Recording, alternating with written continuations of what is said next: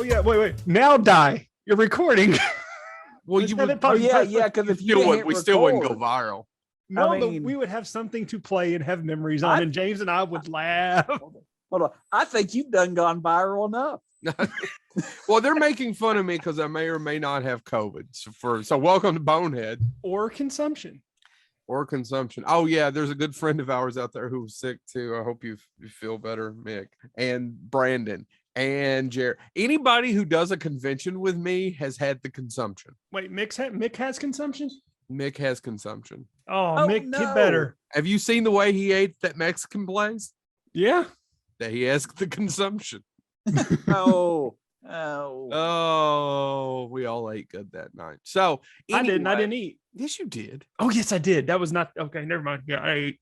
Oh my God, do you have the brain fog? If you actually do get COVID brain fog, you'll just walk around bouncing into things. Yeah, nobody. There'll be no difference. No, yeah, exactly. There's no difference. No, I don't run into things. I had eye fixes. So eye fixes. But not word fixes. Not word fixes. Can't wait till we get to the part of the show where I actually can read from a piece of paper. Let me be timely. Let me be timely and see if we can get trending. He can't Wordle worth of crap. I'm so sick and tired of fucking Wordle guys. Wordle. Hey, listen. Their Wordle post. Listen, if that's what's stopping people from climbing bell towers right now, they can work. There's also Loodle, which is all swear words. And I've learned a couple words off that. If this episode, we apologize. James says that someone's buying him a podcast mic. That annoying thing you hear after he gets done talking, which is slightly less annoying than when he was talking. It's not a garbage truck slowly starting to run him over. Or it's not me backing up. That's a fat joke. Phil. Yeah. Phil. But of course, you can't really hear them because, this is one-way communication, folks. All right. Explain tonight's topic because I still don't particularly get it. James, do you? I don't know how I don't know how. I mean, I get it. I just don't get it. We talk about the most pop, but we. Oh, I get it. It's not COVID, so he doesn't get it. Yeah. Oh, yeah, probably. Yeah, it's running gag now, folks. We wanted to talk about which is something you can't do. Actually, you know what? Energy's fine, running fine. Well, running as much as a fat man can.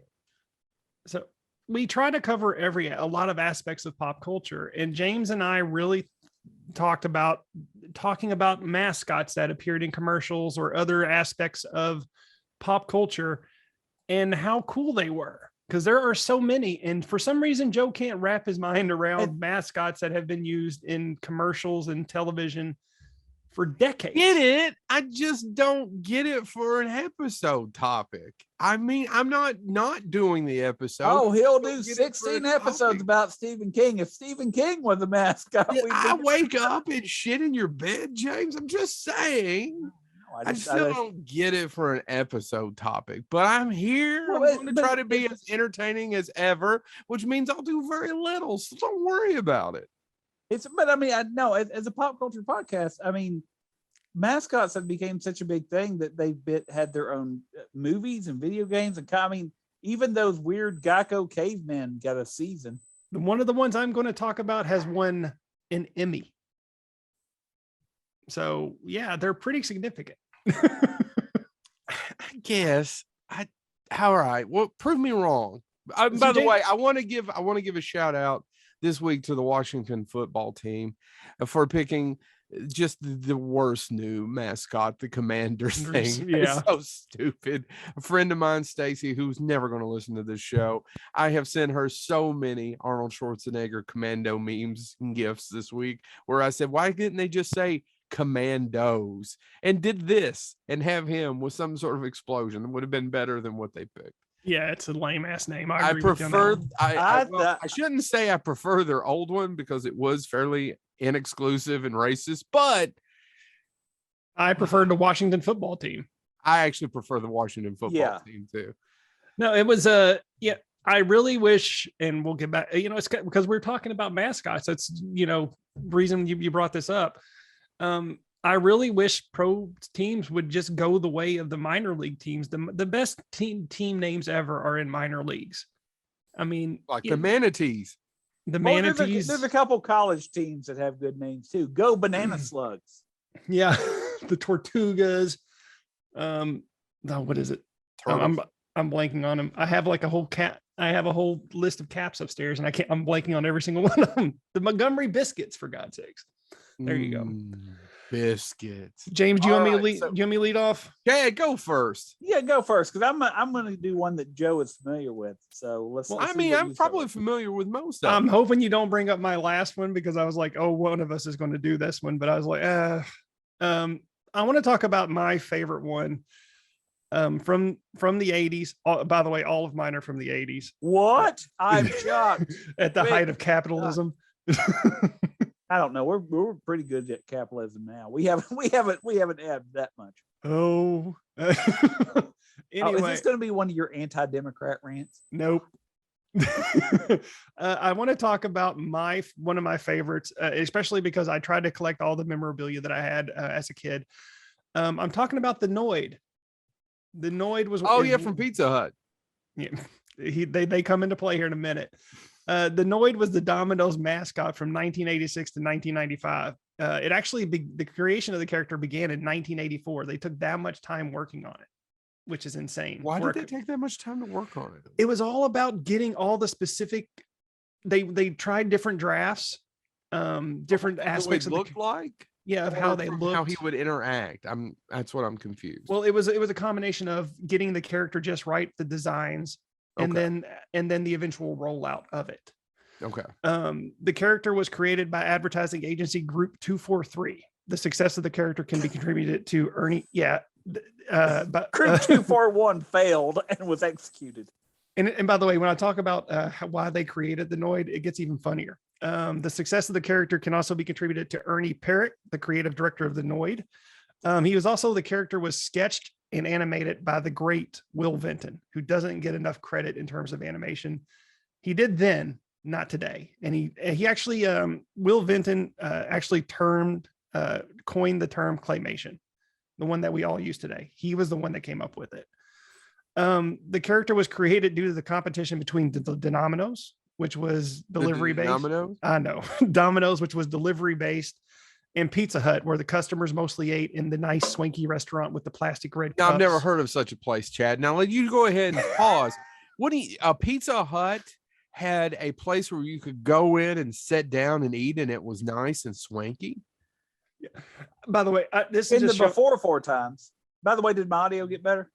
Yes, it did. Yes, it You did. fixed it. I rewired it. You rewired it. Yeah, it was burnt or it was ruined. It was ruined. If it's ruined, you can fix it. If it's ruined, Burnt. it's ruined. Go ahead, Chad. I'm just gonna say this with Pizza Hut, this is how low close class I was. I always thought sitting down at a Pizza Hut restaurant when I was a kid, and you had those two weirdly shaped shakers, one with Parmesan and one with the red pepper flakes. I thought that was the height. Oh no, finery. that's not low class. I think that's true for everyone of a certain. I shouldn't say everyone. I think that's true of a certain age, middle class and below. Yeah, especially and then that's Because we never got to go. If I sat in a Pizza Hut, I thought that was the height of. I thought I was going to a yeah, restaurant. They had 2 video games. Yep. Yeah, and they'd have that table one. Yeah. Yeah. And the only way I'd get to go was book it. God bless Book It. And if you These all don't kids know what that today. is, book it These kids was today. you read a book and you Yeah. got free pizza. Pizza. Yep. By And the way, we I all wonder, we they That all fat wonder- of my ass reading a book, eating pizza. I'd say it they gave me wonder diabetes. why people like me look the way they do. It was like, why is he a bookworm and he's fat? Well, Oh, wait. Seriously, gentlemen, right? That was the only. Yeah. Did you all get to go other than book it? a few times. Pizza a few Hut was times. considered expensive. Yeah, Yeah, a few yeah. times it was only a handful of times. Yeah, it was that. And then I've told Joe and James this, when I would go to Ryan's Steakhouse and have blue cheese dressing, something that I'd never heard of before. I'm like, oh my God, what is this? But he was always furious that blue was misspelled. That Don't let him bougie fool you. bald fuck. Got to go to Ryan's Steakhouse. That was the buffet. I went like 3 times. That's 3 more than me. Well, just- no, I mean I fixed it in my 20s, but I'm Yeah. telling you, I made up for lost time, the folks. one time I ever watched James go get a dessert steak and pour nacho cheese all over it was a Ryan's buffet. And I still argue you can deny it, I guess, but cheesy steak is delicious. He walked over, hadn't known him that long, and said, Yeah, it's "I'm called a giving Philly it-" cheesesteak, James. I'm getting Yeah, my well, but dessert cheesy hold cake. on. Carbs are the enemy, Chad. You don't want to eat bread. That's true. You can't argue with that. Yeah, you can. So anyway, Domino's was wanting to kick Pizza Hut's ass. It's ass. And Domino's was trying to make people, and this is a direct quote from the Ernie Parrish, the creative director, was trying to make people not afraid of pizzas arriving cold and reeking of cigarette smoke. Which is how I want to go. I mean, also that was so, but because I grew up rural, we didn't have pizza how many delivery. times did you guys get a pizza delivered? Oh God, no! I lived rural too. It wasn't until we were in college, right? Yeah. No, and I thought can it was remember, the greatest thing in ever. Yeah, I can remember being nervous to call in a pizza delivery because I'd never done it before, and I was actually probably 19 by the time I actually ordered one for delivery. Because I was like, I'll just go get it. It's because I could walk to it, but I was like, the first time it was when I became an RA. I was sitting desk and couldn't leave. Yeah, when I got a pizza delivered to my, I had to go down, but yeah, I'm like, oh geez. But then I realized tipping. I'm like, no, I'm just walking. No, I agree. There were other times if I wasn't working, I'd be, I'd just go get it. And now I'm 40 something, make more money than I ever have ever. And then I ordered one the other day and I was like, shit, it's like $5 extra. Yeah. Got mad. I will drive. Got mad as hell. I'd rather drive. Yep, same here. There you go. No, so the Noid eventually got his name, and I didn't know this. Domino's employees called themselves the Dominoids. What? That was their name. That's the nickname that the employees gave themselves. They were the Dominoids. I didn't know that. And so that's how the Noid got his name. The Noid, if you don't know anything about they were 30-second spots, and it was all about this. The Noid was the villain, and his only goal was to prevent delivery drivers from meeting their 30-minute or less guarantee. You were to avoid the Noid. The Noid. And James, I'm building up to the story that I know you want me to tell. At the height of the Noid's popularity, he was featured on T-shirts. He had his own video game, which I love. I still play to this day. And even appeared in Michael Jackson's Moonwalker. I didn't know the Noid's in Moonwalker. Yeah, at some point he is. I wanted to find a clip of it, but back and watch that. I need to watch it and find out too, because every article mentions it, and I'm like, I don't even remember him being in it. But at one point there was even going to be a cart, and this is the funniest thing I've ever read. At one point there was even going to be a cartoon, but it was scrapped because audiences thought it would be used to encourage pizza consumption. What did they think about those Ninja Turtle fuckers? Or the He-Man cartoons, or the the Ninja Turtles and their damn did they cut Michelangelo's throat? Yeah, I know.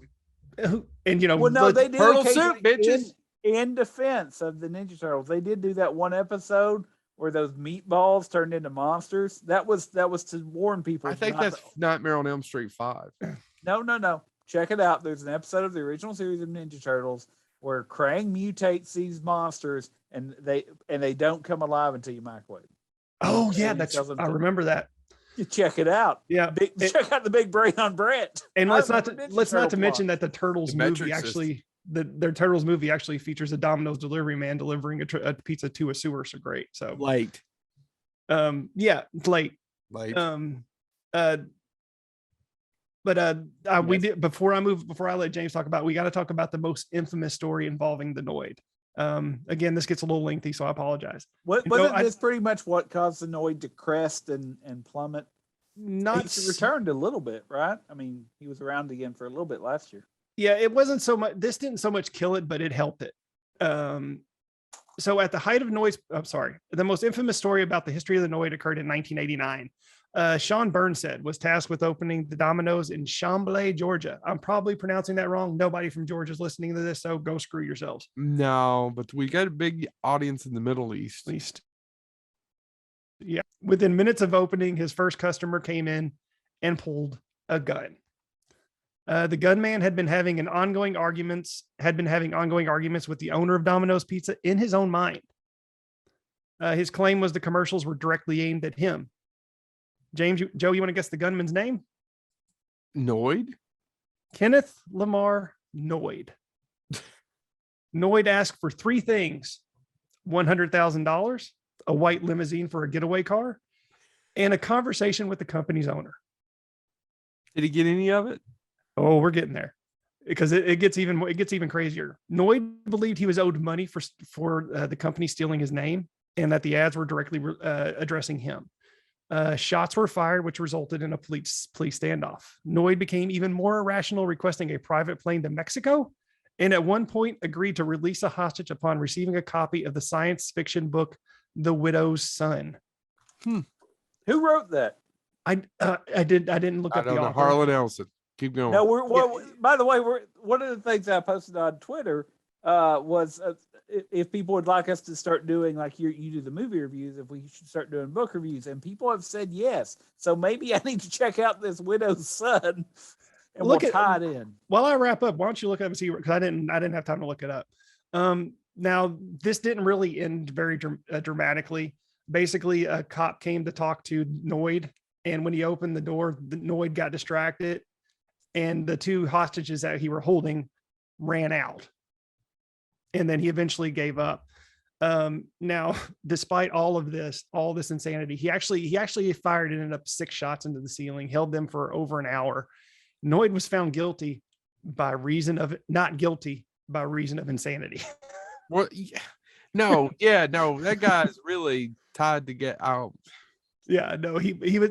I'm not going to. There were some other aspects of the story that are very depressing, but this is not that podcast for that. If you want to look up more history on that situation, you can. But yeah, James is right. Shortly after this, it kind of killed the Noid.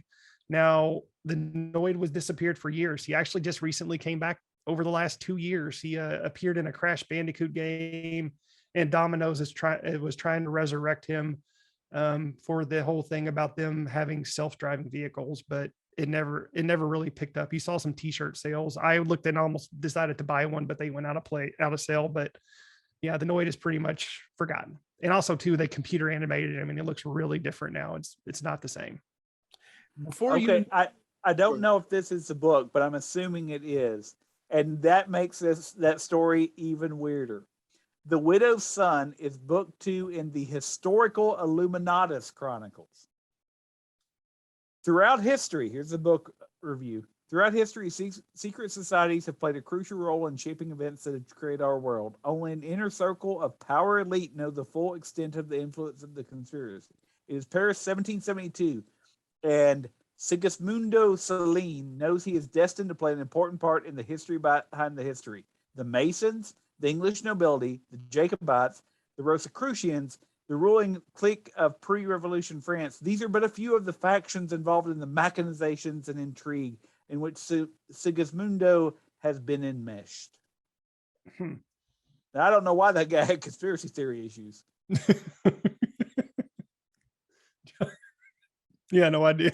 QAnon. Anyway, I before we go on to James's, I do want to interject because I have some questions as we go through this. And I was thinking about this earlier, is that there's some mascots that became mascots, but they were something beforehand. And I'm going to use a couple of them, but my first one's going to be, is Garfield a mascot? For the hatred of Mondays, yes.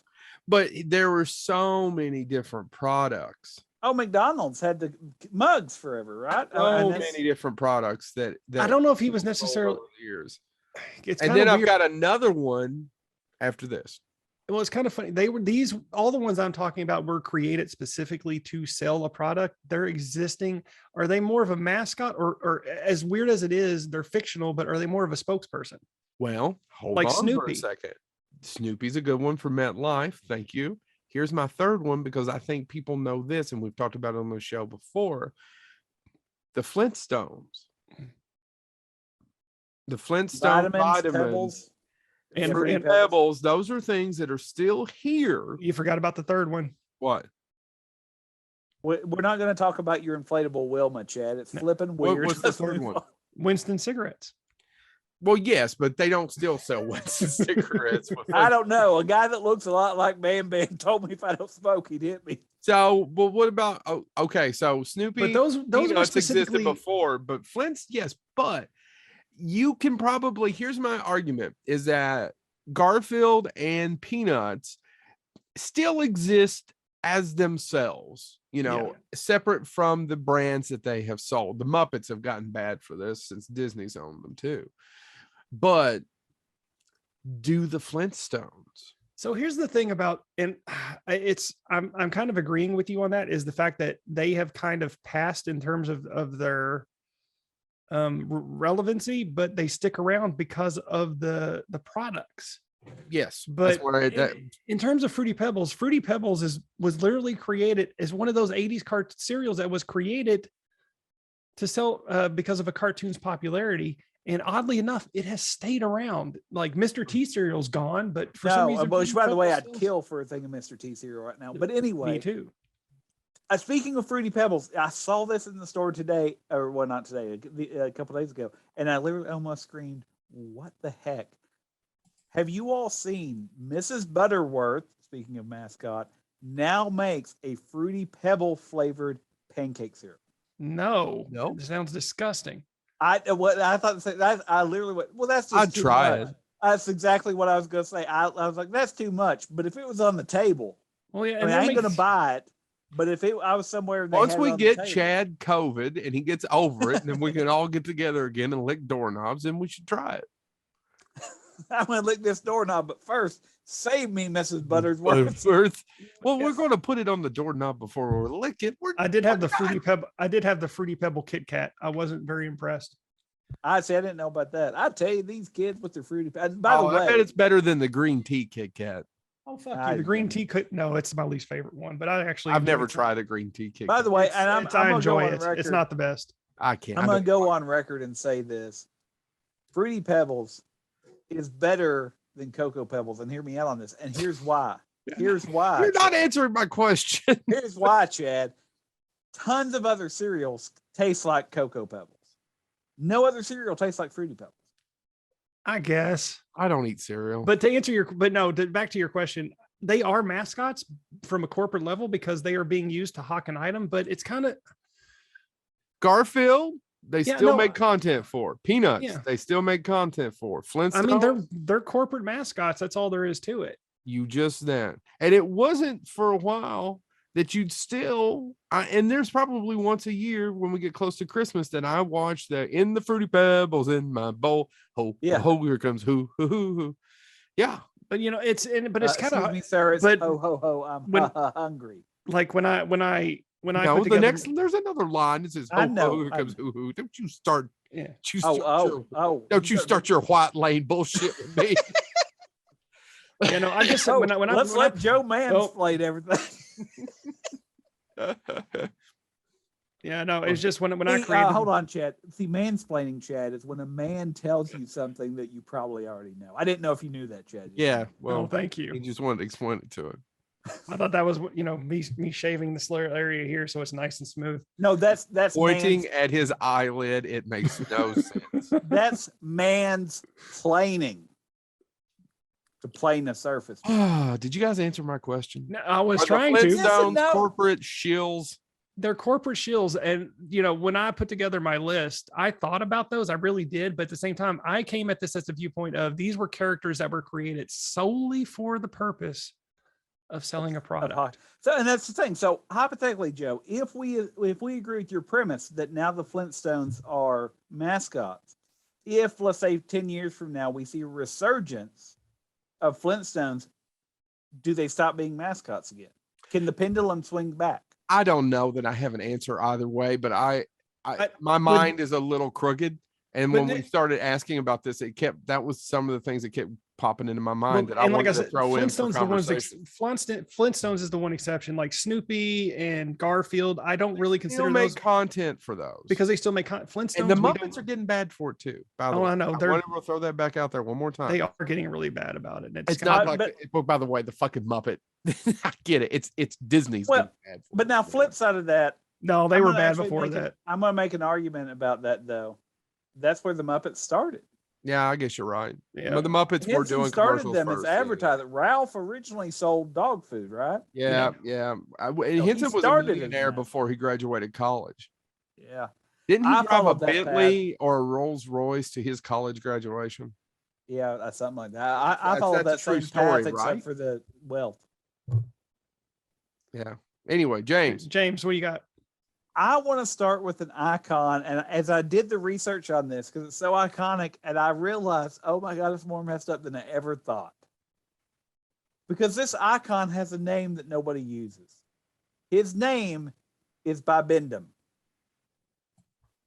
Here's the story of a mascot that you all will know named Bibendum. So these two brothers owned a business and they were making things, and they looked at the floor one day and somebody went, "Oh, you know, when you stack those up, if you put arms and legs on it, it would look like a man." And they went and they found this artist. His name was O'Gallop. This was 1898. And O'Gallop was doing cartoonist work for an alcohol company, but they rejected the design he made, which was a king holding a beer, holding a drink. And they said, "Hey, we need a mascot." And he went, "Oh, cool, I got something for you." He literally just went and painted over this king and painted this image of a stack of white tires. Oh, I thought this is what you were talking about. Arms and legs. Because the company made at that time white tires, because in 1898 tires that were rubber were still white. They hadn't added the coal to them yet.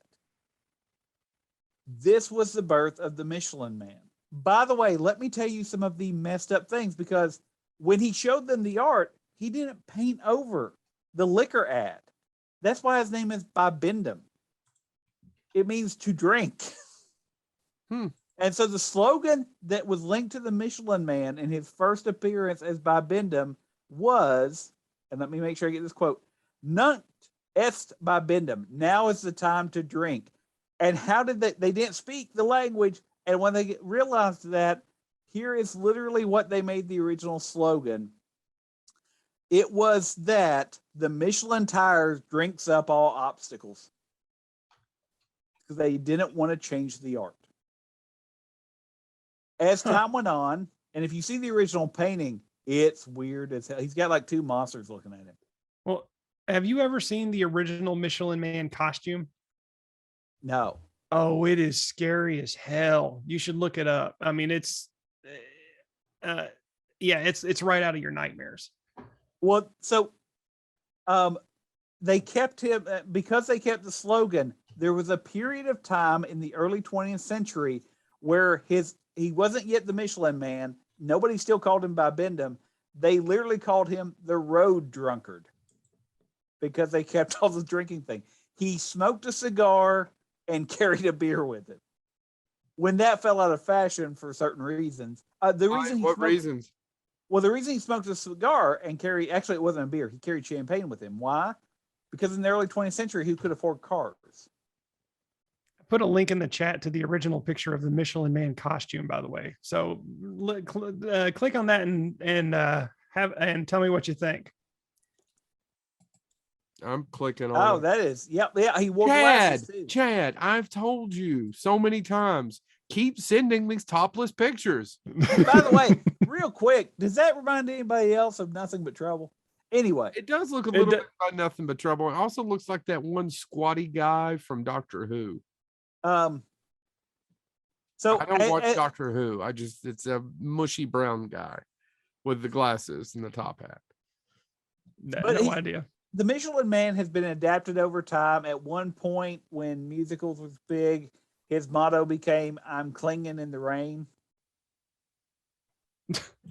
Not making this up, folks. Clinging in the rain. But he's adapted. He's always became more soft. That's the one thing that historians of mascots and advertising say, is that we can't hire a pillow. He's too soft. He became more cuddly. He became more kid friendly as time went on. But if you do look up the original painting, and I don't think I can get the image to share, but no, it won't share. But yeah, no, the original painting is weird. But that's the origin of the Michelin Man. And I think about that because growing up, every garage ever had a Michelin Man ad somewhere in it. Somewhere. Yeah. We never had a Michelin Man ad. I didn't know for a long time. I thought he was like a giant marshmallow. I, for a long time, didn't realize he was a bunch of tires stacked together. Well, and that's the thing. And they made the decision not to, when they changed from their tires being white to black, they made the decision to keep him the same because he was already so identified with their brand. They didn't want to risk changing. Yeah, The brothers, by the way, were the Michelin Brothers, and their first names we're were Hank and Frank Smith. no, it was Michelin. By the way, the French company, or was originally, it was Eduardo and Andre Clermont-Ferrand. Well, that's just too much. Yeah, Why can't it be Frank and Earl? I'm too hot and he's too sexy, and together we're too much. All right, Michelin Man. There you go. is it my turn? Yeah. Yeah. Can I talk about one I hate? Yeah. I hope it's None other. list. I hate the gecko. I hate Geico's gecko. Oh no, I hate Geico's gecko. I hate all of the Geico. No, James is the only one I know who likes the sumbitch. I think that's because Kelsey Grammer. But he hasn't voiced him. Kelsey Grammer, for Oh. you all, was the original voice of the gecko, and most of the time he's been before this Australian thing. It was English people that voiced him afterwards. So, do you guys know over the 20-some years he's been here? But there's only one real reason why we have the Geico gecko. It's because during the time of that year there was an actor strike. That was the advertising agency's way of getting around it, of doing an ad. It was like, oh, they call the gecko who thinks it's a Geico. And for some odd reason, that was funny to America. And 20-some years later, we still have that little son of a bitch. I never thought he was entertaining at all. It's the worst. Well, Yeah, it's probably not the worst. There's a lot of crap. Yeah, no, that's one, and that's one great. thing. I don't like to be the remember berries. I don't like to go, well, things were better back then and blah, blah, blah. But I don't have a connection to, like, it's kind of weird. I don't like commercials. I don't go, ooh, a commercial. Let's see. But when I have to watch them and I see their mascots or their spokesperson, I'm like, none of these people appeal to me the way these characters did when I was a kid. Yeah, it came out August 29th, 1999. And at the time, to get around it, was that the Screen Actors Guild was on strike, but it was only preventing the use of live action actors. Huh. So that's the reason why you have Geico Gecko. Next.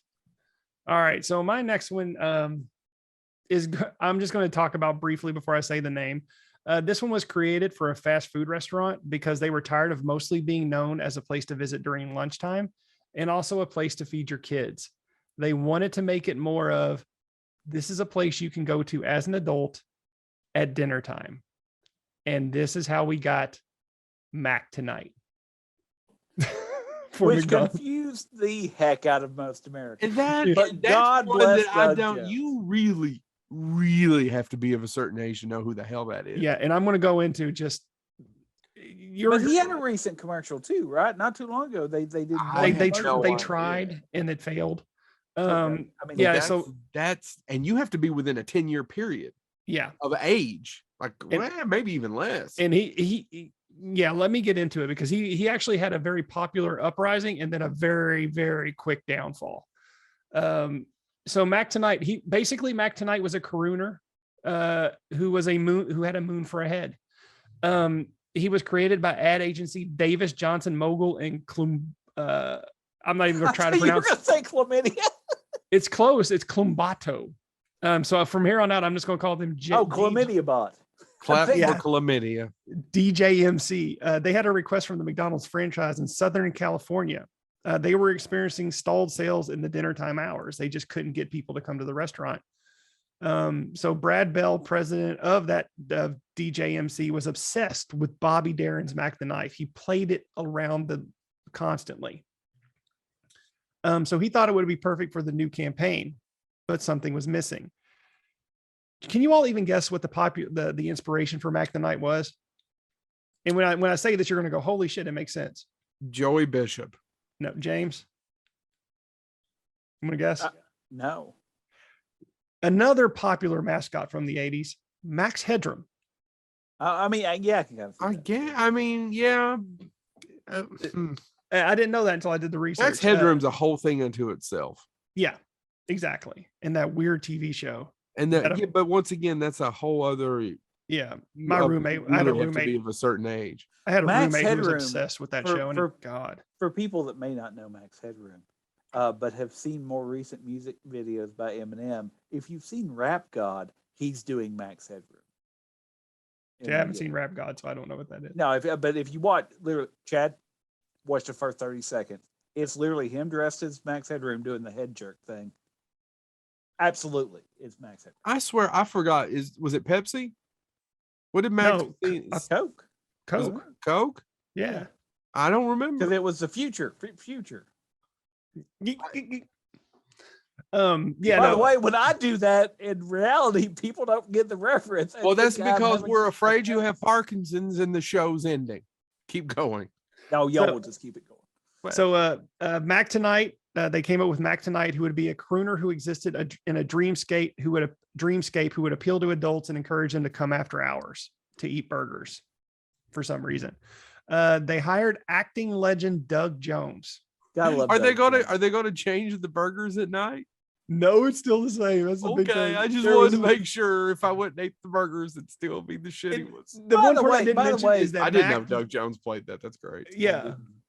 He if I'm not mistaken, when Doug Jones does cons, he actually puts pictures of Mac Tonight on there for them to sign it. I met him. I don't remember seeing any of it. I didn't know. I almost bought one because I didn't know he played Mac Tonight. I didn't know he played Mac Tonight until I looked down and saw that table and saw him there. I'm like, oh my God, Doug Jones played Mac Tonight. And I almost bought one. By the way, if you don't know Doug Jones, let him jump in your arms. Yes. Just instead of, just in case anybody doesn't know Doug Jones, that would be Pan's Labyrinth Doug Jones, Hellboy's Doug Jones, Star Trek Discovery's Doug Jones. Yeah. Anytime you need a long, thin, lanky actor that somehow seems to only call a bonehead, and then he'll give you Doug Jones. Yeah, and then we'll say, do you not know how images work? Have you looked up the definition of lanky? So they hired him to do to wear the costume, and then they tweaked Mac the Knife to make it into a catchy tune that talked about eating burgers. And then they had Mac Tonight sitting on top of two humongous burgers, playing a piano in the clouds. Which is very similar in imagery to Sir Mix-a-Lot's Baby Got Back. It really is. You should check out the commercials on YouTube. So after an amazing reaction, because it started out in Southern California and it got very popular there, and then they slowly started showing it at trade shows, making its way east. And by the time it got to a Chicago trade show, McDonald's said, we have to make this go national. So by 1988, Mac Tonight was so successful, Doug Jones was hired for 27 spots, and toys were appearing in Happy Meals. I actually collected the whole set when I was a kid.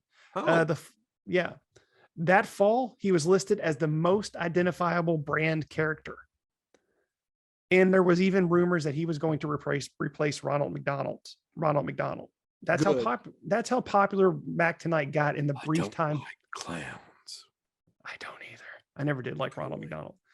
So this all stopped a little over a year later in October 1989. Bobby Darin's estate sued, claiming McDonald's appropriated Darin's style, which they absolutely fucking did. Hey, Bobby, I mean Mac. From the jump. Without permission. How dare you accuse us of something that we actually did? Now, keep in mind, this is $1989. They asked for $10 million. You know what I'd do with $10 million? Pay off your house. We know, Joe. We know. Now, obviously, I'm burning this fucker down. Now, obviously, McDonald's has a very well-paid legal team, so they were able to get the suit dropped, but the damage was done. Like by that point, there was so much crap going on with that lawsuit that they just couldn't keep pushing Mac Tonight. So Mac Tonight stalled, and we never saw him again until they tried briefly to bring him back, but it just didn't. It's gone. He's gone. He's never coming back until McDonald's maybe finds a way to tweak it a little more successfully. But yeah, Mac Tonight was at one point huge for about a year. But you think that's also, I mean, him being a lounge singer and stuff like that, in the 80s it worked. And now, I mean, if you're trying to appeal to the same age group as you were in the 80s, it's not going to work. I mean, I never went to the lounge to see lounge singers. No. Yeah. And Patton Oswalt talks about 1980s and stand up. Like when every small town had the Chuckle Hut or something like that. Yep. And he said that's where you get to see the best of the worst. And it was hilarious. It was great because some of them were terrible, but they were But also you can make a entertaining. living in the 80s as a comedian. Yeah, you could go I mean, literally, and Town to town. Yeah. he said you would open a steakhouse and you'd have a stand-up comedian the first night or something. And he said, that's gone. Yep.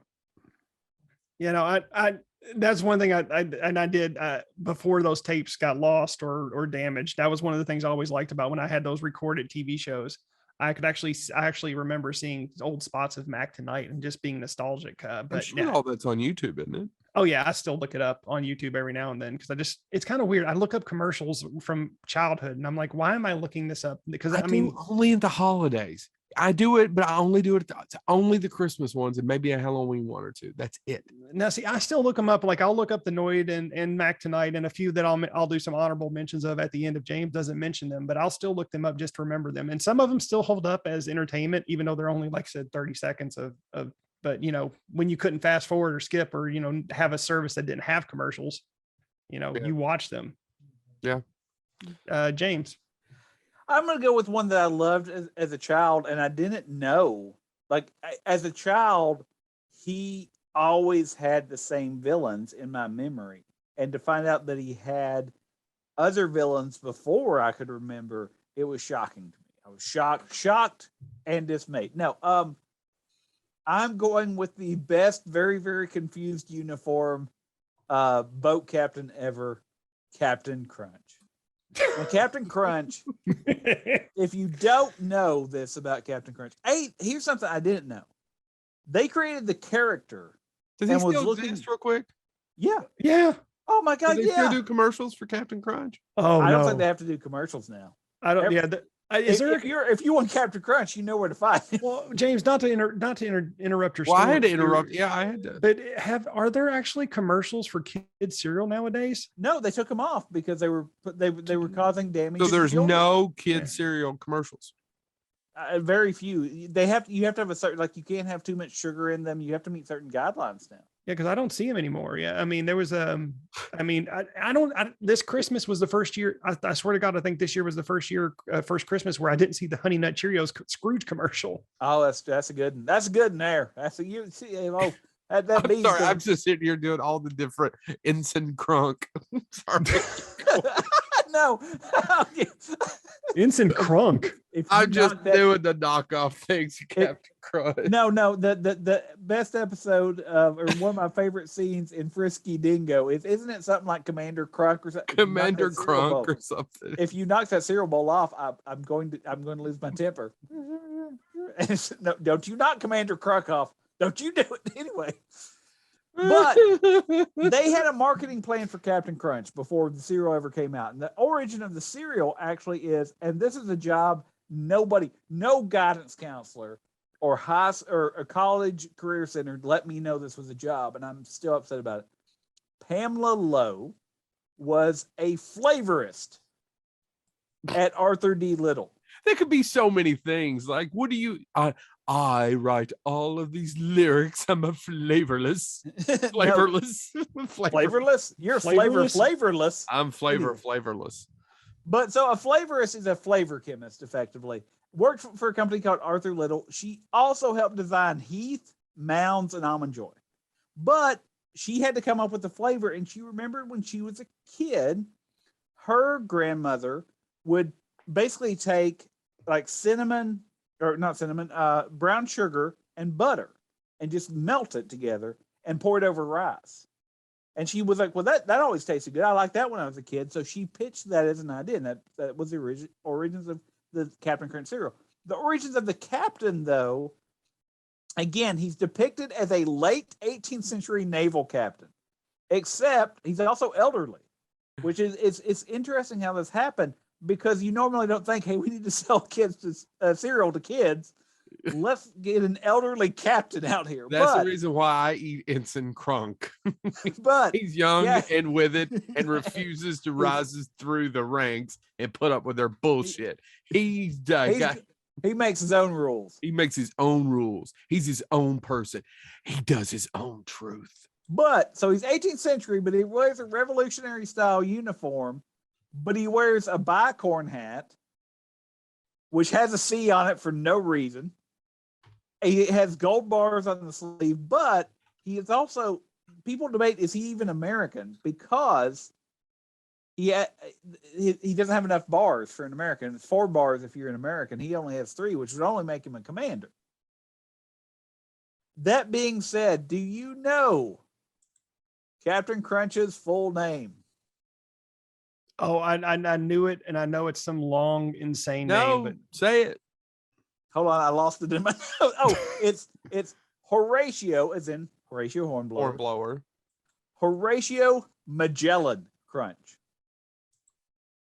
HMC. Do you know the name of his ship? The HMC. No. The Guppy. The Guppy. In his original villains, because I grew up with the Soggies. Chad, you remember the Soggies? Yep, I remember the Soggies. Soggies wanted to make everything in the world soggy, Joe. They were villains, and the only thing that could stop them was Captain Crunch, because it doesn't go soggy in milk. And it also doesn't cut the roof of your mouth. Those people are liars. Anyway. You guys, and I'm not being a dick. I swear what I'm about to say is not being a dick. You literally remember commercials better than I do. Well, no, I didn't remember this. This was before my time. You may not have, but the tone said dick. I'm a dick. Time. I'm because just I not never remembered the intending Guppy. to be a dick. I didn't remember the Guppy. I also didn't know he had a dog originally. His dog's name, Joe, guess? Man, I Spot. Sea Dog. Oh, I should have got that one. That was too easy. His loyal crew of children sailors. I don't know why they dropped this part. This is called I'm an old man coming on a boat with the dog. Who he called Alfie, Brunhilde, Carlisle, and Dave. His villain was the barefoot pirate Jean Lafoot, who wanted to steal the Captain Crunch cereal. Now, I say all of that to say, what I remember is when it went on, and he lived on a magical island. Do you know where that? And this, by the way, Joe, may get to you. I know you have. It's going to link you to your wife here. I'm sorry to let you know this. Do you know where? Oh my God! Why didn't you just call me a bastard? You know where he's from? Oh, God, he's from Ohio. Close. He didn't actually live in Ohio. His origin is that he lived off the coast of Ohio on an island between Ohio and, let me quote this, the Sea of Milk. That doesn't actually exist, kids.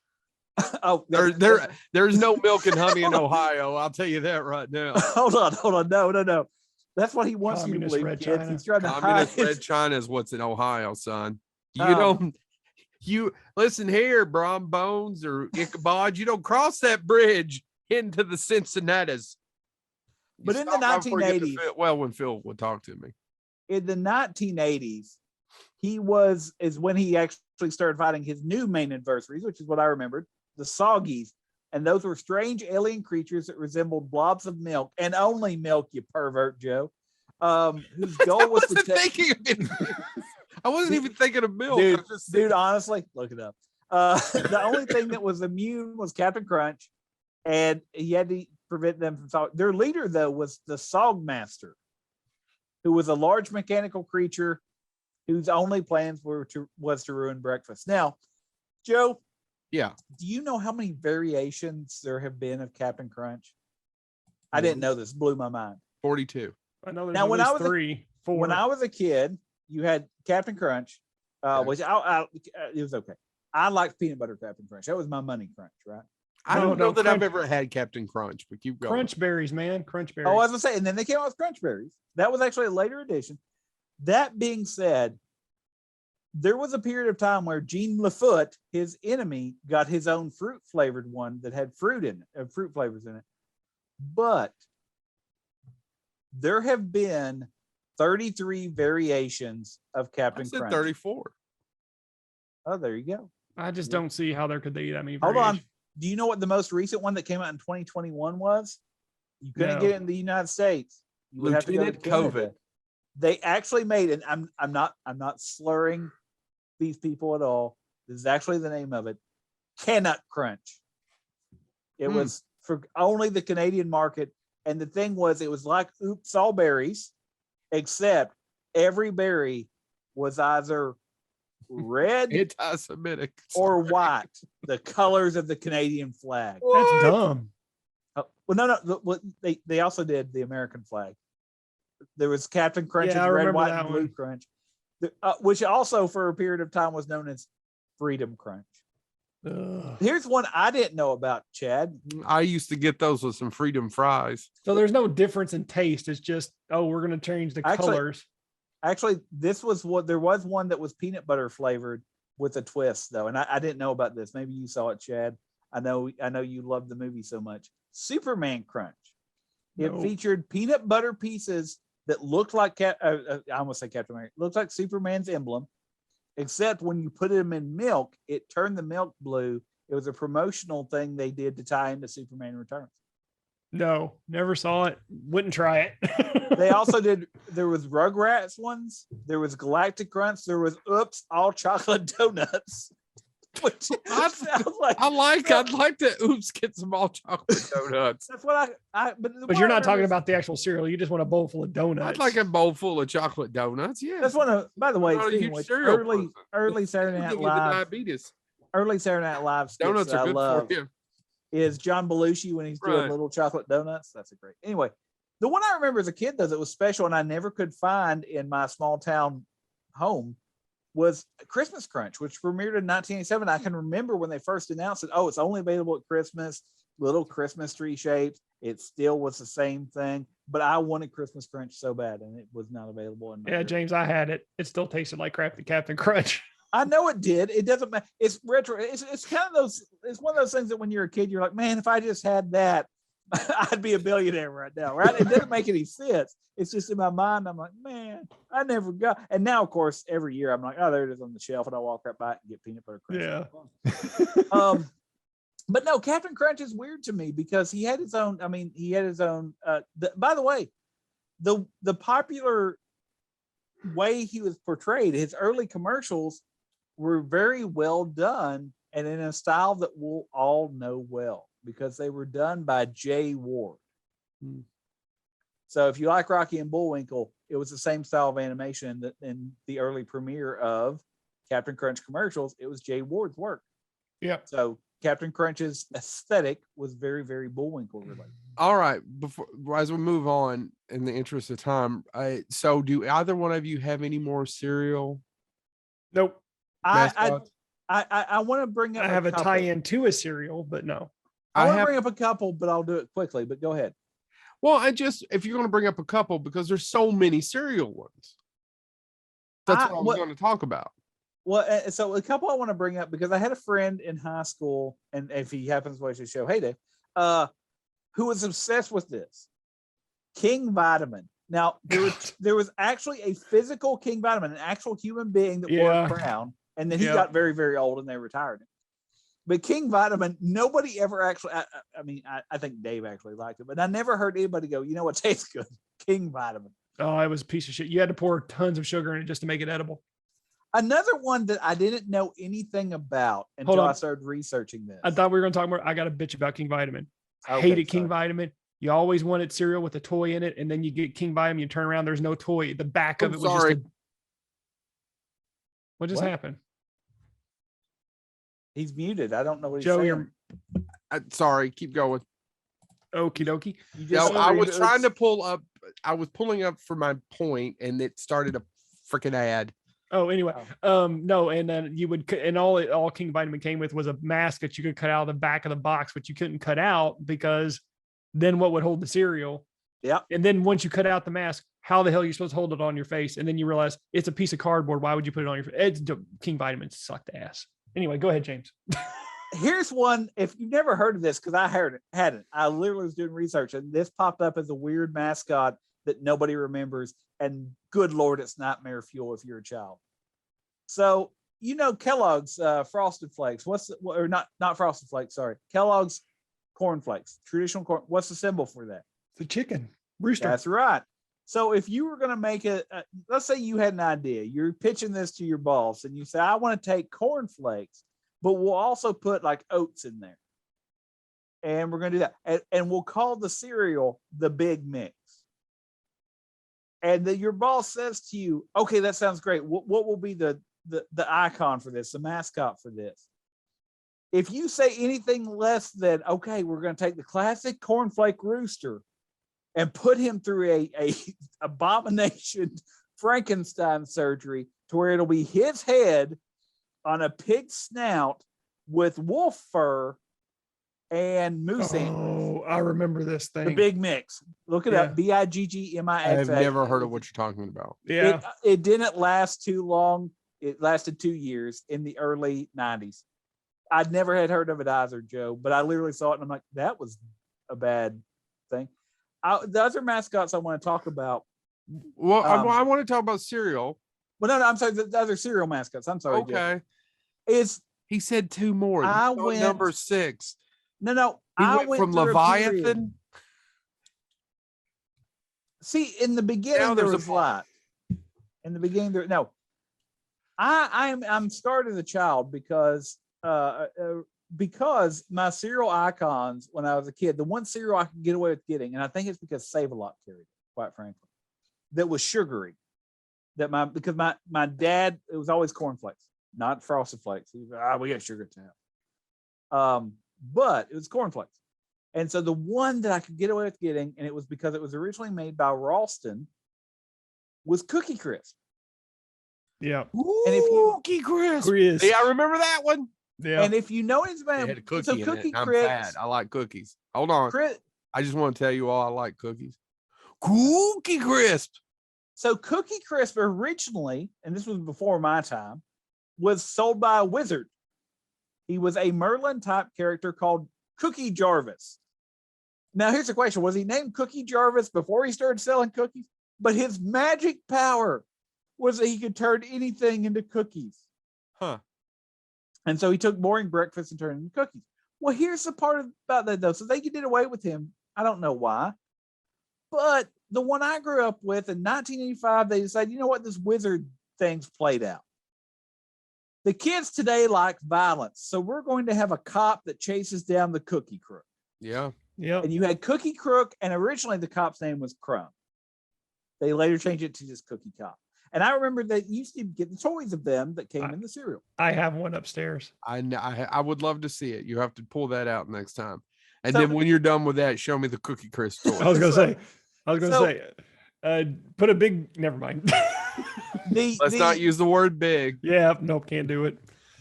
Get a disappointing idea. Anyway, but both of these things are going to be disappointing to me. Where's that post-it I drove the 3 minutes to his house to see this. But so it was, of course, Cookie Crook was trying to steal the cereal. Cookie Cop would show up and bust him, and then remind people that it didn't have that much sugar in it, that it was healthy. It was part of a balanced breakfast. And that's the icon that I grew up with.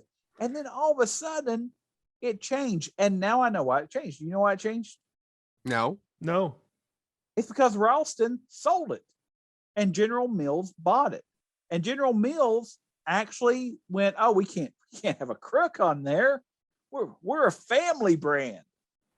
So they kept actually, I should say, Cookie Crook eventually got a dog that was supposed to help him and never actually did.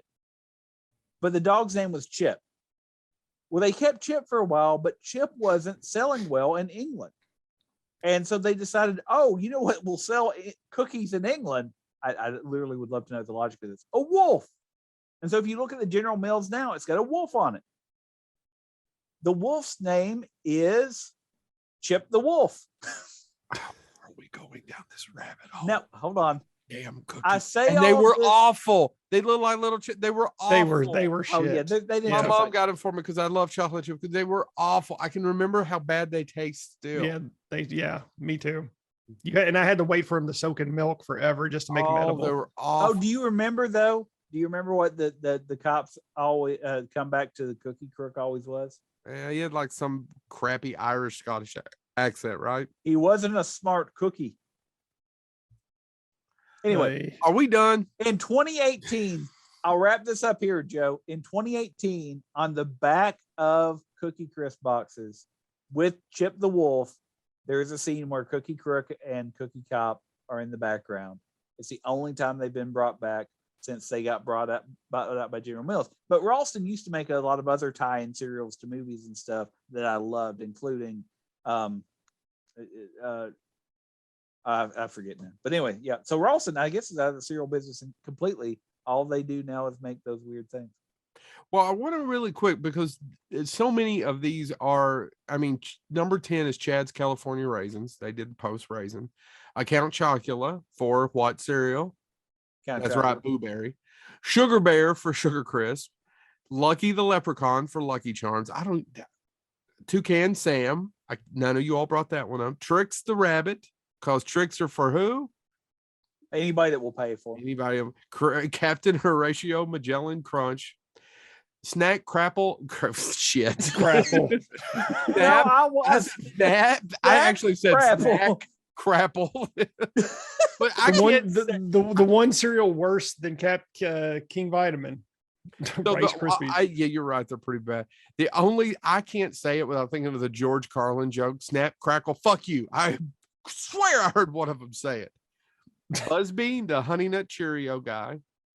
And how about Wendell? Well, hold on. Number one, there's several different mentions, but Tony the Tiger's number one.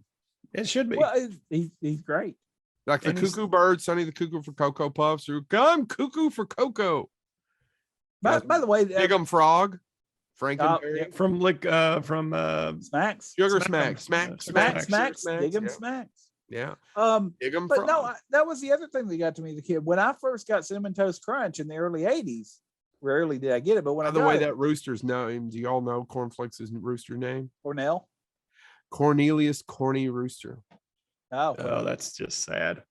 But there used to be 3 bakers that made every box of Cinnamon Toast Crunch. You know their names? Wendell was the one they kept the longest, but you know the other ones' names? No. Bob and Quello. And they the rumor is they dropped it from 3 because of Snap, Crackle, and Pop. They didn't want to be confused with them, so they dropped it down to just Wendell. And again, a lot of people said, "Wait a second, why didn't you keep the old fat guy?" That being said, now they've replaced Wendell with, I don't know, Square Monsters. Yeah, it's just a square piece of the Cinnamon Toast Crunch cereal that eats other pieces. It's a cannibal. They're selling cannibal cereal. Yep. Ready for me to go? Yep. Okay, so I'm going to end on the one that Joe just mentioned. I'm going to talk about the California Raisins, and they weren't originally created to sell cereal. In 1986, the California Raisin Advisory Board, a trade group of raisin producers in California's Central Valley, commissioned ad agency Foot, Cone, and Belding with a multi-million-dollar campaign to combat the slowing raisin sales. I wonder why. Because raisins suck. I like raisins.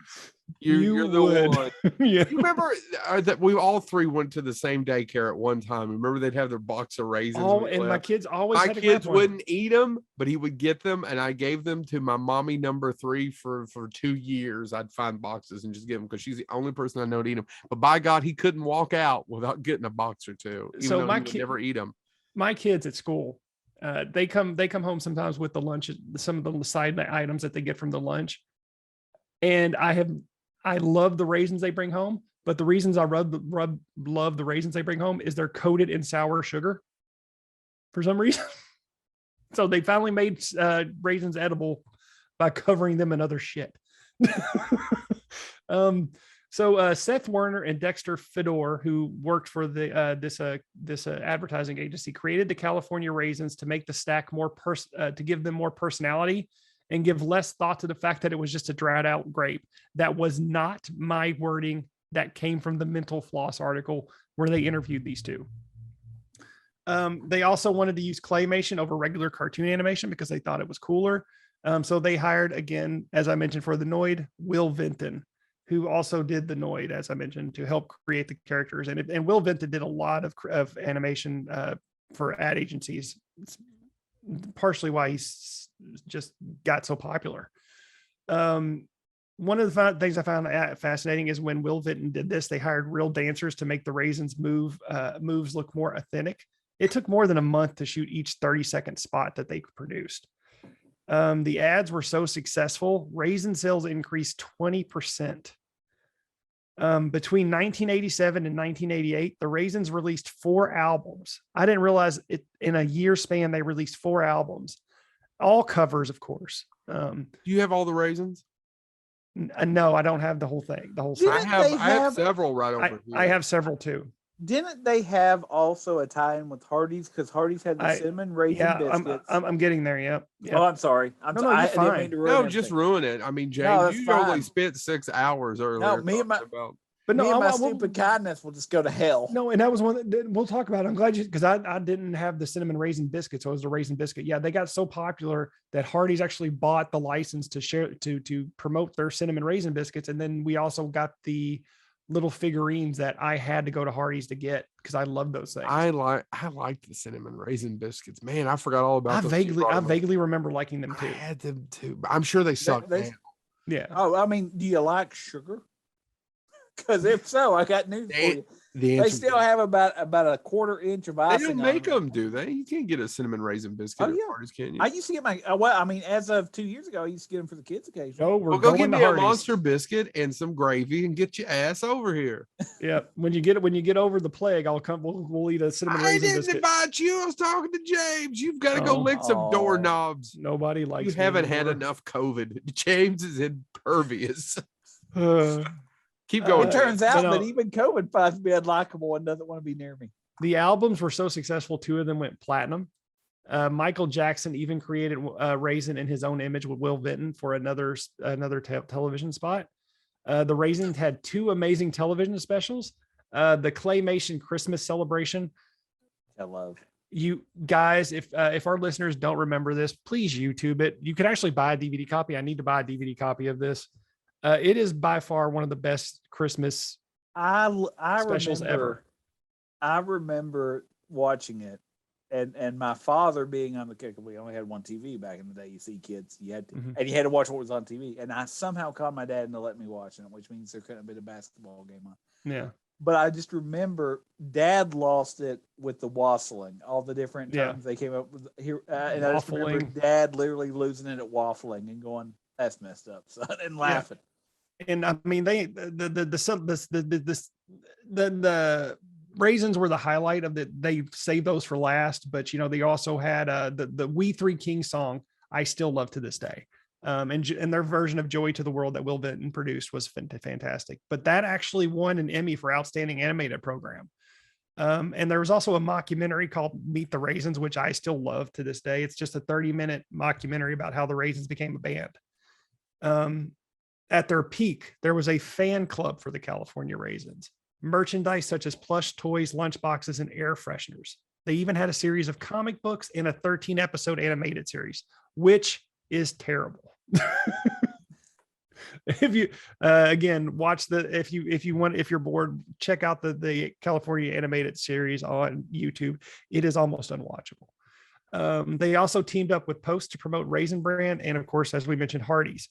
The end of the 80s saw a decline of their popularity, and the Raisin Board just could no longer warrant funding spots with the California Raisins because they were so expensive to produce. So they eventually just got rid of it and stopped promoting it. And thank God they did, because we still talk about the California Raisin Board to this day. That's interesting. It didn't occur to me that what killed it was the money, but that makes sense because it was a combination of the money and just they bombarded the public with so much that it just became a glut. Nobody cared about it anymore. Everybody, I mean, like I said, in the span of 2 years, for a year, they released 4 albums. everybody had heard it through the grapevine. No. Won't you be mine? Yeah. And I mean, and I didn't get into this part too, but at the time they were so popular because of I Heard It Through the Grapevine, that other artists actually started releasing copies of I Heard It Through a Grapevine. Man, Ray that's Charles, to lose my mind. Ray Charles even did a version of I Heard It Through the Grapevine because of the California Raisins selling so popular. It was so popular. So even though they are a footnote, you still see their influence today, mainly because the I can never say this word. Anthropomorphic. thank you, talking foods that we have today, it's because of the California raisins. All right. James, you last? I've got one that I don't know how Day. this one didn't get mentioned earlier, because honestly, cultural icon, everybody knows this one. Started his life in July 10th, 1954 was when he saw his first premiere. And he was created because Are you going to run through a wall? because Marvin Potts got hired to design a character to sell something that made the only slogan they had before he came up with the character was 5 cents will make 2 quarts. Yeah. I I wish you'd go run through a wall though. He literally was sitting there and he was trying to figure out what he could do, and he saw his son putting a smiley face on condensation on glass, and he went, "Oh, we'll do that on a pitcher." And that's when he created the icon that we all love today, the Pitcher Man, which is what it was called until 1974, when they said, "A pitcher just sitting on a table ain't doing it anymore there, Marvin." And they added arms and legs to it. And then he was mobile. So that's when out to kill. That's when he became Kool-Aid Man. Now, this is something I didn't know. Do you know what flavor of Kool-Aid is in it? Cherry. Not anymore, Chad. It was cherry originally. You are right. But it was officially transitioned to fruit punch in 2000 because that was their highest selling. Hold on. Don't you mean tropical punch? They don't have a fruit punch. It's cherry, tropical punch, and grape and orange. But yeah, what it's a tropical punch? Whatever. It's purple drink. Everyone shut the hell up. We are a podcast that people listen to for facts. Okay. Well, Would you want to insult our listener? Here's a fact for you there. That's for the fan to decide. Anyway, you're my subscriber. Chad, do you know? So he's Kool-Aid Man in America, but do you know what he was in Canada for 2 years? Draft dodger. No, Thank you. That's you're on the wrong side of the spectrum. He got a military rank from 1975 to 1981. He was Captain Kool-Aid in Canada. I was going to say a snowball dripping in maple syrup. But why do they make everyone a captain? That's a captain. Captain Canuck's a captain. By the 1980s, though, is when he officially became. Right? It's a comic book character. Yeah, there's Captain Canuck. Well, they're all captains in freaking Canada. There's also Captain Britain. Draft Dodgers. Captain Carrot. That's Draft one. Dodger. Actually, oddly enough. By the way, also wears contacts. His eyes suck. Meanwhile, oddly enough, Captain Draft Dodger served 14 consecutive terms in the military. It was an unlucky genetic thing where he just happened to be born to draft Dodgers. Yeah. He actually couldn't be hit by a mild breeze. Anyway. He took my joke. By 1980. He took flat feet. Sorry. What? By 1980, Kool-Aid Man had attained pop culture status, and in 1983, he was the subject of not one, but 2 video games. He had his own comic book series published by Marvel originally. He had a video game? You've never played the Kool-Aid Man? Go get your ROM on and download the Kool-Aid Man video game. Anyway, he had his own comic book that was published. Okay, originally General Foods published their own comic book that was so successful. Marvel Comics said, "Yeah, we'll totally publish a Kool-Aid Man." It ran 3 issues where he fought characters called the Scorchies, which made people hot and need to drink. When Marvel in 1985 went, you know what, we're going to close up that comic. Archie Comics bought the rights to make a comic, and it ran until 1990. I did not know it ran that long. So, I'm sorry, I said the Scorchy. It was the Thirsties. Scorchy was a dragon that he fought. 2 times in one story, he got wrong. Here's what I want to interject really quick for people who are of a certain age. When you bought Kool-Aid, you could get the Kool-Aid points. Right? Yeah. And you could get stuff. And there was a guy named Joey Fields who was in my class who must have drank a shit ton of Kool-Aid because I was so jealous. He had this whole, in the day, they actually had these, for lack of a better word, pocketbook, or what do they call it? Girls, a little purse. What's it called? coin purse. Is that coin what purse, you're but they talking had them for pencils and pens. You Yeah, guys yeah, remember them yeah. for grade schoolers, and he had Yeah. Kool-Aid and the Kool-Aid Man on it, and he Yeah. got it through that, and I was so jealous. To this day, I need that. It haunts your dreams, doesn't It it? haunts my dreams. I just love that damn thing. In 1994, they retired the live action Kool-Aid Man and brought him back in 2008 when he was completely computer generated. However, they started to do things where he was competing against cola, such as balancing on a log against cola. So 84, by 84, he was retired? 94. Oh, 94. Okay, that Yeah, made no 94. sense to me because I was like, that son of a bitch was all the way through my childhood. Well, and obviously he's back now. He is so big in popular culture that he has appeared in Family Guy as a running gag. He is actually a playable character in the Family Guy app game, The Quest for Stuff. He appeared in commercials for Progressive. He appeared at in Super Bowl last year, or no, well, not last year, 2020, when he was at the funeral with Mr. Clean when Mr. Peanut died. I was trying to. Are you trying to find my pencil case? I was trying to see if I could find this pencil case. And I typed in Kool-Aid case, and I got a case that goes over a lighter. It is the Kool-Aid Man smoking a bong, and it goes, "Oh yeah."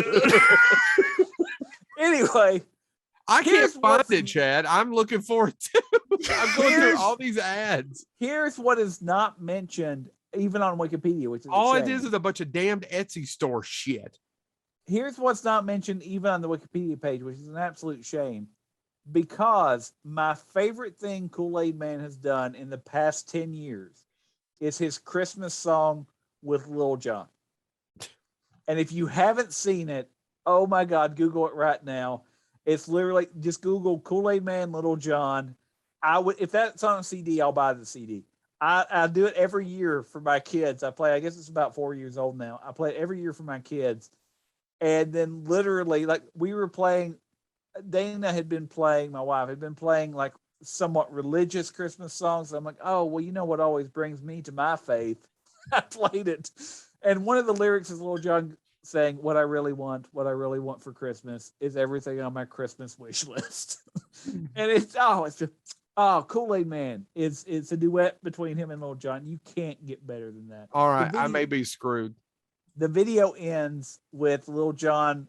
They're partying in this house, and Lil Jon ends the video by looking at Kool-Aid Man going, wait a second. This ain't even my house, man. We got to get out of here.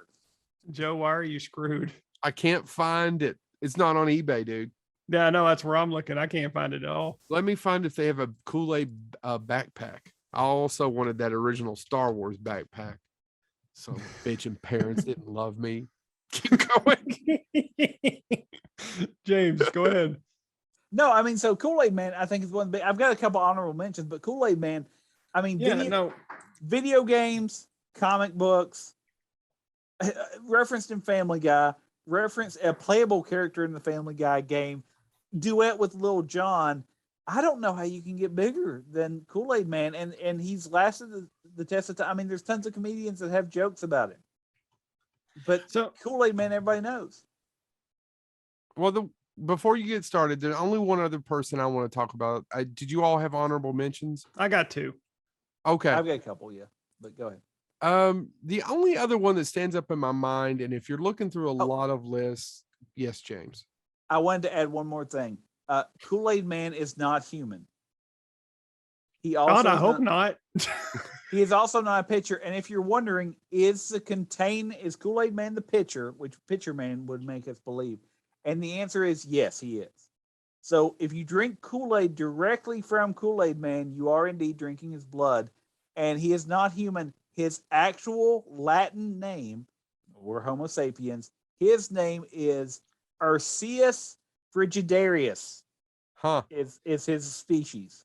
Well, I just found a McDonald's Mac Tonight Moon Man on a skateboard with a Kool-Aid lips lot from McDonald's. But besides that, the last one I want to bring up, and I'm not going to talk about the history of it. I'm not going to talk about it. I remember it so vividly, was Charlie the Tuna. Oh, yeah. Sorry, Charlie. Yeah. Yeah. All right. Are you done? Move on. Yeah, well, you guys remember Charlie? Whatever happened to Charlie the tuna? People still eat tuna? was it a cool? Did it say Kool-Aid Man? It was just a blue pouch. Maybe, I don't know now. By the way, do you I'm starting to doubt who I am. Going back to Kool-Aid Man, do you remember every summer when they come out with a new flavor that was always like some sort of punch? No, like because now I'm pissed berries? off. They have a vintage. Do you guys remember the generic Kool-Aid? It was Weiler's. They Yeah. have a vintage pack on eBay for $15. And I saw it. And I was like, son of a bitch, if I didn't have to drink that shit all the time, because it was the generic. I just sent you a link. I want to see if that's if that's what you remember. While I talk about my honorable mentions, and Joe just mentioned one really quickly. It was the Tang lip guy. It's close, yeah. It's close. It was the Tang lip guy. He was literally just a big pair of lips with arms and legs. And it was mostly about he was mostly used to pitch the Tang fruit pouches. And he was just really, really loud. And of course, I think Hardee's, for a brief moment, he was popular. He sold those little rubber figures, and it had like the Top Gun flight jacket with a pair of lips. And then they also had like several different other ones. It was a really weird tie-in, but it worked. And then I also wanted to mention the 7-Up Spot guy. I would say Cool Spot. Cool that Spot, was the yeah. one that just That was his name? Cool Spot, yeah. Oh. He had his own video game, which everybody loved when it came out. It was a really cool video game. So yeah, those are my 2 honorable mentions. I know there are like a ton, but I was mostly focused on the obscure ones, except for the California Raisins, which everybody remembers. And we've talked about it on the show before too. And Chad mentioned, so one of my honorable mentions to us is something Chad mentioned, which is McDonald's. But I want to talk about the nightmare fuel version of a character that still sticks around, that people are like, oh, it's fun, who started as a villain that was a monster. And Joe, I know you're particularly fond of this character. Grimace. Is it me? Grimace. Yeah. You know, Grimace, when he first premiered, had 6 arms. No. But I mean, if those vintage McDonald's commercials are scary as hell, and by the way, a lot of them are directed, and well, you all may know this. Howard Morris directed a lot of the vintage 70s and 60s McDonald's commercials with Ronald McDonald. Do you guys know this? Ernest T. Bass, legendary Howard Morris, comedy writer, worked with Melbrook. Did not know he directed those. Why would we? When Grimace first premiered, he was like the Hamburglar, except he loved stealing milkshakes. And so he could steal more milkshakes. They gave him 6 arms, and he would run up, take all his arms, and steal all the milkshakes on the table and run away. It scared the crap out of kids that if they ordered a milkshake, a monster with 6 arms would come up and steal it. Grimace was always my favorite character, even though I had no idea what he was. Well, I was going to say, so they read it, and originally, some people hypothesized that I guess they at one point had a grape milkshake, and he was supposed to be a living grape milkshake. I don't know. That's weird. I don't know if that's true, but that's what. But anyway, if you look up the original art, he had 6 arms, and every time they drew him, he was holding all these milkshakes and running away. So the original Grimace was a milkshake thief. There you go. But the other one I want to talk about as an honorable mention was a flash in the pan, but it's burned into my memory permanently for a couple different reasons. One of which, though, directly links to Joe. What the hell did I? Oh, you'll know what you did in a second. So these particular mascots only made it for about 2, maybe 3 years. Okay. But the reason they're burned into my head is, see, Joe Louis once. Oh, I know exactly what you're going to talk about. It's a sandwich one too. Went to a conference, and he came back with these little megaphone type things that he gave to his staff. Yep, it's a true story. And at the time, there was these mascots who screamed, "They are crunchy and toasted." Because they are toasted. They were called sponge monkeys. Oh, I couldn't remember. Was actually what they were called. And they were the mascots for Quiznos Sub. And they would literally there was one that played a guitar that wore a pirate hat. Jeremy Miracle and Bobby Green screaming at the top of their lungs, "Toasted!" There is Oh one my that wore God, a- I forgot about these creepy ass things. There Remember, was one that Chad? wore a bowler, one that wore a pirate hat. The one that played the pirate hat played the guitar. The other one screamed the theme song or whatever that was. And it literally was screeching about how Quiznos is better than Subway because they're toasted, and which was back in the day. Now you can get Subway toasted, but back in the day, I guess you couldn't. And that was a big thing that they would. So it would be like, they are delicious, they are toasted, and you would have a screeching guitar and these demon monkeys screeching at you that you should only eat Quiznos. That being said, I have to admit, they went out of style pretty quickly. They were big for a brief period of time. Yeah. I'll be honest. I don't drive by a Quiznos without thinking about the sponge monkeys. Does Still, Quiznos still exist? There's a couple of them. I mean, I've seen. Well, a they couple. do in Mississippi. See, Yeah. But I don't know. But if I see a Quiznos, what do I think about? Those stupid monkeys. you And think about that's- sandwiches, you think about stopping, and then you think about the monkeys. You lie to me, you sandwich eating son of a bitch. But By the no. way, so do you have a sandwich? that is yes. By the way, Quiznos does still exist, Chad. um, So much but- for getting them as a sponsor. but no. That's that's all I was going to end on is that those icons may have been silly and dumb and but they're burnt into my memory. If I see Quiznos, I automatically think they are toasted because of stupid sponge monkeys. I did it all the time. All right, guys. Is that it? That's it. Well, we hope you've enjoyed this. I've enjoyed this more than I thought I would. We've been down the blah, blah, blah, blah, blah, because they're toasted. Oh, Subscribe to yeah. Bonehead because it is Oh, toasted. actually, I guess I should mention one other honorable shit, mention. James. No, one other honorable mention because we do have the Super Bowl coming up. I don't know when this will air. It may be after the Super Bowl. Yes, they'll air next Sunday, which is So during on the the Super Bowl. Yeah. So if you're watching the Super Bowl, turn it off and watch us. But no, Budweiser Frogs. Budweiser has tons of icons. Budweiser. We could have done McKenzie. 2 episodes on Budweiser. Spud McKenzie, the Spud horse. McKenzie was huge in the 80s. Huge. Oh, man. He was everywhere. And I remember being in elementary school, and they had tons of Spud McKenzie T-shirts in elementary school sizes because Spud McKenzie was cool. Yep. He told me to stay in school. And drink. Then he told my dad he should drink more. Your dad. But he You told me should to stay drink. in school. You should drink more beer because your Wasn't son's there a- James. But James, you stay in school and prove your dad wrong. Chad, correct me if I'm wrong. Was there a Spuds McKenzie cartoon? Not to my knowledge. I thought there was. Or am I thinking about Root Dog? All right, then, guys. Well, this has been Bonehead Weekly's tribute to the mascots throughout time. We started with that horse, the Trojan one, and moved on to that joke died.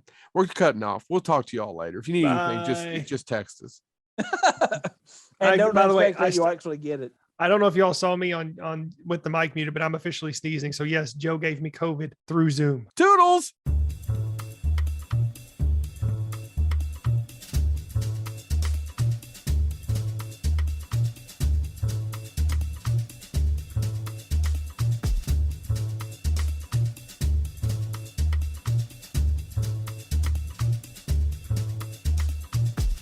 Ah.